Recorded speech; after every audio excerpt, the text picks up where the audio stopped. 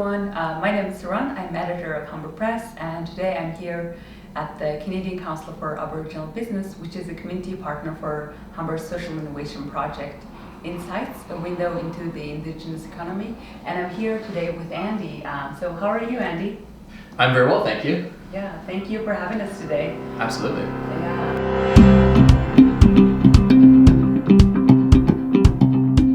So could you share with our audience a little bit more about yourself and maybe a little bit about CCAB?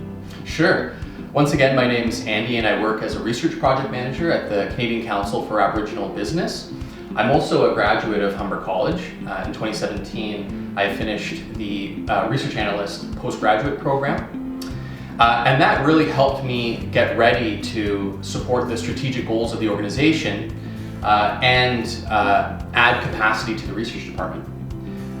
CCAB is a national Indigenous-led, nonpartisan, member-based organization that bridges Indigenous, First Nations, Inuit, and Métis, and non-Indigenous peoples, companies, and communities through programming, tools, training, national events, and major business awards.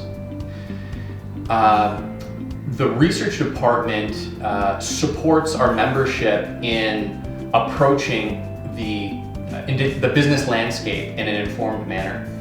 And I now lead a number of projects with Indigenous businesses focused on procurement, trade and export, skill development, as well as various regional and sector-specific initiatives that aim to enhance Indigenous prosperity. Yeah, thank you so much for sharing that. Could you also tell us a little bit about how the partnership with Humber College came about and why CCAB decided to collaborate on this project? Well, Humber College is a great place to learn. The project team saw the need to include Indigenous voices in the post-secondary curriculum.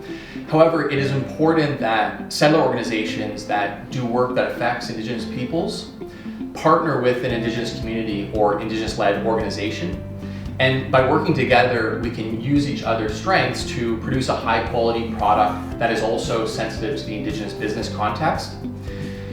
This effort helps address the Truth and Reconciliation Commission's calls to action on education. The TRC made 94 calls to action that address the legacy of the residential school system and promotes national reconciliation, many of which remain unfulfilled. Yes, definitely. So this research project really fills in a significant gap that's currently existing at the moment, and we're so glad that CCAB is partnering with Humber on this. So it's been a couple of years since the start of this project, so what have been some of the highlights of this collaboration with Humber? I mean, I'm constantly impressed at the diversity and innovation of our Indigenous-owned business members and the sector as a whole. This emerging sector is really well positioned to expand its economic impact. According to CCAB, there are over 60,000 Indigenous businesses in Canada. They operate in every province and territory, as well as a variety of fields, including natural resources, construction, manufacturing, retail, and service. And these case study interviews really shine a light on these businesses, and I hope that people are paying attention. Yes, definitely. This will really have a really positive effect on the wider community. And so from your perspective as a community partner, what do you think will be some of the impact of this research project?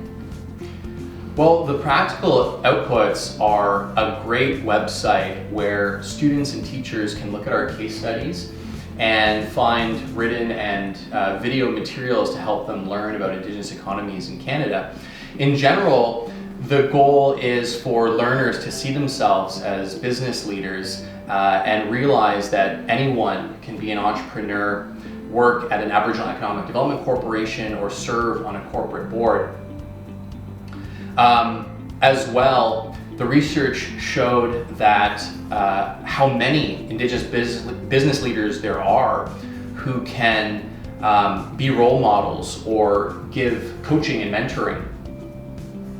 For non-Indigenous students, this may be their first exposure to the Indigenous economy, and this knowledge could lead to the formation of partnerships or a professional and personal enthusiasm for reconciliation.